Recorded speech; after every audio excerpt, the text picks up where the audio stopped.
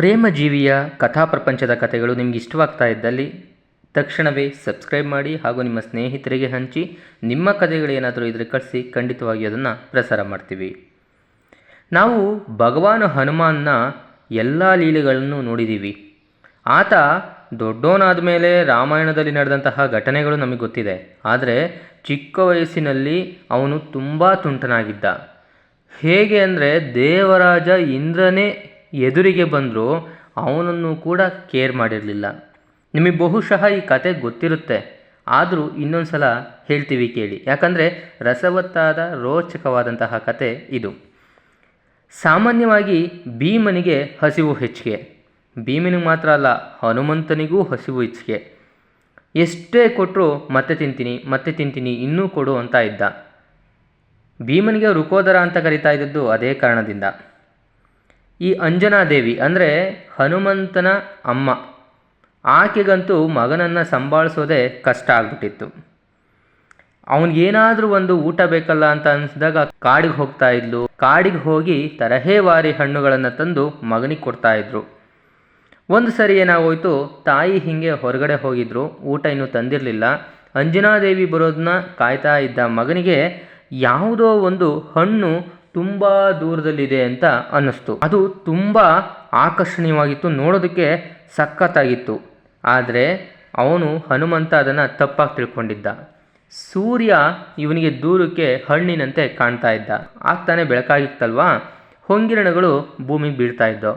ಅದನ್ನು ನೋಡ್ದೋನೆ, ಓಹೋ ಇಲ್ಲಿ ಯಾವುದೋ ಹಣ್ಣಿದೆ, ನಾನು ತಿಂದೇ ಇಲ್ವಲ್ಲ ಇದನ್ನು ಅಂತ ಅಂದ್ಬಿಟ್ಟು ಹಣ್ಣನ್ನು ತಿಂತೀನಿ ಅಂತ ಸೂರ್ಯನತ್ತಲೇ ಹಾರಿಬಿಡದ ನಮ್ಮ ಹನುಮಂತ. ಸರಿ, ಅವನೇನೋ ಹಾರ್ದ. ಆದರೆ ಅವನನ್ನು ನೋಡಿ ದೇವತೆಗಳು, ಯಕ್ಷರು, ಕಿನ್ನರರು ಎಲ್ಲರೂ ಕೂಡ ಆಶ್ಚರ್ಯಚಕಿತರಾದರು. ಅಲ್ಲಪ್ಪ, ಇಷ್ಟು ಸಣ್ಣ ವಯಸ್ಸಿನ ಹುಡುಗ ಇಷ್ಟೊಂದು ಹಾರ್ತಾ ಇದ್ದಾನೆ, ಅದು ಸೂರ್ಯನ ಕಡೆಗೆ ಹಾರ್ತಾ ಇದ್ದಾನೆ. ಒಂದು ಕಡೆ ನಗು, ಒಂದು ಕಡೆ ಏನೋ ಆಪತ್ತು ಕಾದಿದೆ ಅಂತ ಎಲ್ರಿಗೂ ಆತಂಕ. ಎರಡೂ ಆಯಿತು. ಪ್ರಳಯದ ಸೂಚನೆ ಇರಬೇಕು ಅಂತ ಎಲ್ಲರೂ ಗಾಬರಿ ಆಗೋಗ್ಬಿಟ್ರು. ಆದರೆ ಸೂರ್ಯನಿಗೆ ಗೊತ್ತಾಯಿತು, ಇಲ್ಲ, ಹನುಮಂತ ನನ್ನನ್ನು ಹಣ್ಣು ಅಂತ ತಿಳ್ಕೊಂಬಿಟ್ಟಿದ್ದಾನೆ, ತಿನ್ನೋದಕ್ಕೆ ಬರ್ತಾ ಇದ್ದಾನೆ.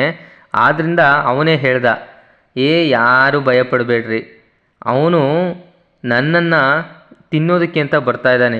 ಹುಡುಗ, ಇನ್ನೂ ಗೊತ್ತಿಲ್ಲ ಅವನಿಗೆ, ಈ ಲೋಕವನ್ನು ರಕ್ಷಿಸೋದಕ್ಕೆ ಹುಟ್ಟಿರುವಂತಹ ಆಂಜನೇಯ, ಕೇಸರಿ ಮತ್ತು ಅಂಜನಾದೇವಿಯವರ ಮಗ ಅವನು.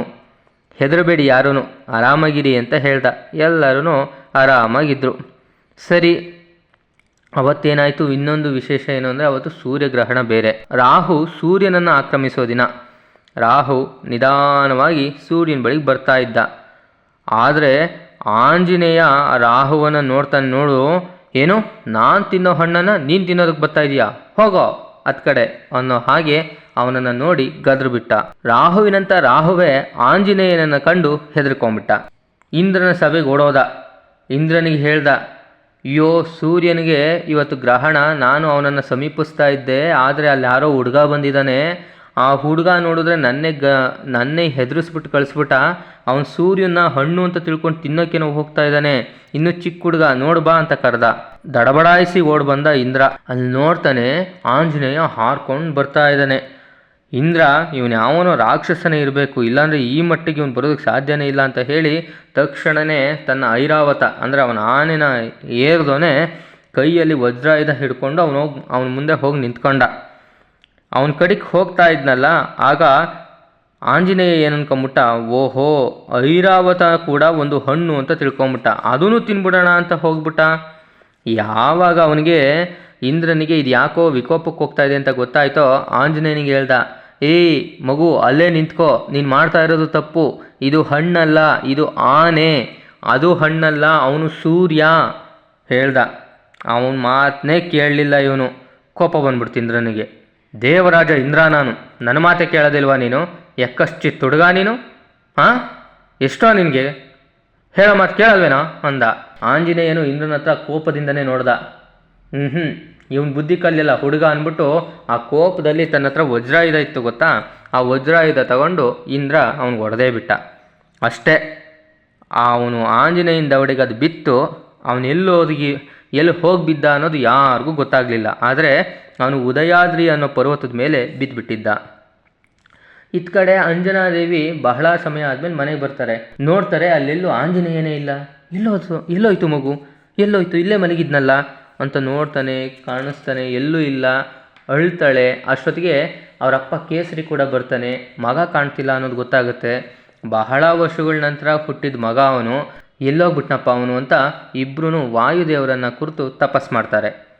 ಆಗ ವಾಯುದೇವ ಪ್ರತ್ಯಕ್ಷ ಆಗ್ತಾನೆ. ಓಹೋ, ಆಂಜನೇಯ ಎಲ್ಲ ಹೋಗಿದ್ದಾನೆ ಅನ್ನೋದು ಅವನಿಗೆ ಗೊತ್ತಾಗುತ್ತೆ. ಉದಯಾದ್ರಿ ಪರ್ವತದ ಮೇಲೆ ಅವನು ಬಿದ್ದಿದ್ದಾನೆ. ಹೀಗೆ ಇಂದ್ರ ಅವನ ಎದುರಿಗೆ ಹೋಗಿ ವಜ್ರಾಯುಧದಲ್ಲೂ ಹೊಡೆದಿದ್ದಾನೆ. ಅವನ ದವಡೆಗೆ ಏಟು ಬಿದ್ದಿದೆ, ಎಲ್ಲನೂ ಗೊತ್ತಾಗುತ್ತೆ. ವಾಯುದೇವನಿಗೆ ಕೋಪ ಬಂದ್ಬಿಡುತ್ತೆ. ಆಂಜನೇಯ ನನ್ನ ಮಗ, ನಾನೇ ಅವನನ್ನು ಯಾವತ್ತೂ ತಳಿಸಿಲ್ಲ, ಮತ್ತು ಅವನಿಗೆ ಶಿಕ್ಷೆ ಕೊಟ್ಟಿಲ್ಲ. ಇಂದ್ರ ಯಾರು ಶಿಕ್ಷೆ ಕೊಡೋದಕ್ಕೆ? ಕೋಪ ಬಂದ ವಾಯುದೇವ ತನ್ನೆಲ್ಲ ಗಾಳಿನ ನಿಲ್ಲಿಸ್ಬಿಡ್ತಾನೆ. ಯಾರಿಗೂ ಗಾಳಿ ಹೋಗಂಗಿಲ್ಲ ಅಂತ. ಲೋಕಗಳಲ್ಲೆಲ್ಲ ಅಲ್ಲೋಲ ಕಲ್ಲೋಲ ಶುರುವಾಗೋಗ್ಬಿಡುತ್ತೆ. ಗಾಳಿ ಇದ್ರೆ ತಾನೇ ಉಸಿರಾಡೋದಕ್ಕೆ. ಆಗ ಅವರೆಲ್ಲ ಓಡೋಗ್ತಾರೆ. ಅವರೆಲ್ಲ ಓಡೋಗಿ ಬ್ರಹ್ಮದೇವನ ಹತ್ರ ಕೇಳ್ತಾರೆ, ಏನೋ ಅಚಾತುರ್ಯ ಆಗೋಗ್ಬಿಟ್ಟಿದೆ.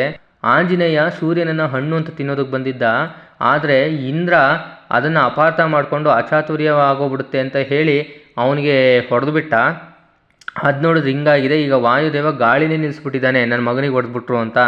ಏನು ಮಾಡೋದು, ನೀನೇ ಏನಾದರೂ ಅದಕ್ಕೆ ಪರಿಹಾರ ಮಾರ್ಗ ಕೊಡಬೇಕು ಅಂತ ಬ್ರಹ್ಮನನ್ನು ಎಲ್ಲರೂ ಕೇಳಿದಾಗ ಬ್ರಹ್ಮದೇವ ಆಯಿತು ಅಂತ ಹೇಳ್ತಾನೆ. ವಾಯುದೇವನನ್ನು ಕರ್ಸ್ಕೊಳ್ತಾನೆ ಬ್ರಹ್ಮ. ಇರೋ ವಾಸ್ತವವನ್ನು ಹೇಳಿ, ಏನೋ ತಪ್ಪಾಗಿದೆ, ಎಲ್ಲರನ್ನು ಕ್ಷಮಿಸು, ಆಂಜನೇಯನಿಗೆ ಏನೂ ಆಗದೆ ಇರೋ ಥರ ನಾನು ನೋಡ್ಕೊಳ್ತೀನಿ ಅಂದಾಗ ವಾಯುದೇವನೇ ಉದಯಾದ್ರಿ ಪರ್ವತದ ಮೇಲೆ ಹೋಗಿ ಆಂಜನೇಯನ ಎತ್ಕೊಂಡು ಬಂದು ಬ್ರಹ್ಮನ ಮುಂದಿಡ್ತಾನೆ. ಬ್ರಹ್ಮ ಅವನ್ನ ಹಿಂಗೆ ಸವರ್ತಾನಷ್ಟೇ. ಆಂಜನೇಯನನ್ನು ಸವರಿದಾಗ ಅವನಿಗೆ ಹೊಸ ಚೈತನ್ಯ ಬಂದ್ಬಿಡುತ್ತೆ. ಮತ್ತೆ ವಾಯುದೇವನಿಗೆ ಖುಷಿಯಾಗುತ್ತೆ, ನನ್ನ ಮಗ ಸೇಫ್ ಆಗಿದ್ದಾನೆ, ನನ್ನ ಮಗ ಸುರಕ್ಷಿತವಾಗಿದ್ದಾನೆ, ಆಂಜನೇಯ ಬದುಕ್ದ ಅಂತ. ಮತ್ತೆ ಗಾಳಿ ಬೀಸೋದಕ್ಕೆ ಪ್ರಾರಂಭ ಆಗುತ್ತೆ. ಪ್ರಪಂಚ ಎಲ್ಲ ನಿರಾಳವಾಗುತ್ತೆ. ಬ್ರಹ್ಮದೇವ ದೇವತೆಗಳಿಗೆ ಹೇಳ್ತಾನೆ, ನೋಡ್ರಿ, ಈ ಹುಡುಗ ಸುಮ್ಮನೆ ಅಲ್ಲ, ಇವನು ಹುಟ್ಟಿರೋದೇ ಲೋಕ ಕಲ್ಯಾಣಕ್ಕೋಸ್ಕರ. ಇವನು ಮುಂದೆ ಎಂಥ ದೊಡ್ಡ ದೊಡ್ಡ ಕಾರ್ಯಗಳನ್ನ ಮಾಡ್ತಾನೆ ಅಂದರೆ, ಮಹಾಭಾರತದಲ್ಲೂ ಇವನಿರ್ತಾನೆ, ರಾಮಾಯಣದಲ್ಲೂ ಇವನಿರ್ತಾನೆ, ರಾಮ, ಕೃಷ್ಣ, ಭೀಮ ಎಲ್ಲರನ್ನೂ ಕೂಡ ಇವನು ನೋಡ್ತಾನೆ. ಅಷ್ಟೇ ಅಲ್ಲ, ಇವನು ಚಿರಂಜೀವಿಯಾಗೂ ಇರ್ತಾನೆ ಅನ್ನೋ ಮಾತನ್ನು ಹೇಳ್ತಾನೆ. ಯಾವಾಗ ಇಂದ್ರ ಅವನಿಗೆ ಹೊಡೆದ್ನೋ, ಅಂದರೆ ತನ್ನ ವಜ್ರಾಯುಧದಿಂದ ಅವನ ದವಡೆಗೆ ಹೊಡೆದ್ನೋ, ಆ ಕಾರಣದಿಂದಲೇ, ದವಡೆ ಅಂದರೆ ಹನು ಅಂತ, ಹನು ಊದ್ಕೊಂಡಿದ್ರಿಂದ ಹನುಮಂತ ಅನ್ನೋ ಹೆಸರು ಅವನಿಗೆ ಬರುತ್ತೆ. ವಾಯುದೇವ ಆಗ ಹನುಮಂತನನ್ನು ತಗೊಂಡೋಗಿ ಅಂಜನಾದೇವಿಗೆ ಒಪ್ಪಿಸ್ತಾನೆ. ಅಂಜನಾದೇವಿ ಮತ್ತು ಕೇಸರಿ ಇಬ್ಬರು ಕೂಡ ವಾಯುದೇವನಿಗೆ ನಮಸ್ಕರಿಸ್ತಾರೆ. ಅಲ್ಲಿಂದಾಚೆಗೆ ಹನುಮಂತನ ಬಾಲಲೀಲೆಗಳು ಇನ್ನೂ ಬೇರೆ ಬೇರೆ ರೀತಿಯಾಗಿ ಕಾಣಿಸ್ಕೊಳ್ಳೋದಕ್ಕೆ ಪ್ರಾರಂಭ ಆಗ್ತವೆ. ಸ್ನೇಹಿತರೆ, ಈ ಕತೆ ನಿಮಗೆ ಗೊತ್ತಿದ್ದರೆ ಮತ್ತು ಈ ಕಥೆಯ ಬಗ್ಗೆ ನಿಮ್ಮ ಅಭಿಪ್ರಾಯವೇನು, ಅನಿಸಿಕೆ ಏನು? ಅಂದರೆ ಆಂಜನೇಯನನ್ನು ನಾವು ಪೂಜಿಸ್ತೀವಿ. ಆಂಜನೇಯ ಎಲ್ಲ ಕಾಲದಲ್ಲೂ ಇದ್ದವನು. ಅವನಿಗೆ ಎಲ್ಲ ಭೂತ, ಭವಿಷ್ಯ, ವರ್ತಮಾನ ಎಲ್ಲವೂ ಗೊತ್ತಿತ್ತು. ಈಗಲೂ ಅವನಿದ್ದಾನೆ ಅಂತ ಜನ ನಂಬ್ತಾರೆ. ಬಹುಶಃ ಎಲ್ಲರಿಗಿಂತಲೂ ಹೆಚ್ಚಾಗಿ ನಂಬೋದು, ಆರಾಧಿಸೋದು ಆಂಜನೇಯನನ್ನು. ಅಂದರೆ ಅವನ ಶಕ್ತಿಗೋಸ್ಕರ. ಇಂತಹ ಮಾರುತಿಯನ್ನು ನೀವು ಯಾವ ರೀತಿಯಲ್ಲಿ ವಿಶ್ಲೇಷಿಸ್ತೀರಿ? ಹನುಮಂತನ ಕಥೆಗಳನ್ನು ಕೇಳೋದಕ್ಕೆ ನಿಮಗೆ ಎಷ್ಟು ಆಸಕ್ತಿ ಇದೆ? ಅದರ ಬಗ್ಗೆ ನಮಗೆ ಅಭಿಪ್ರಾಯ ಮತ್ತು ಅನಿಸಿಕೆ ಮೂಲಕ ನೀವು ತಿಳಿಸಬಹುದು. ಧನ್ಯವಾದಗಳು.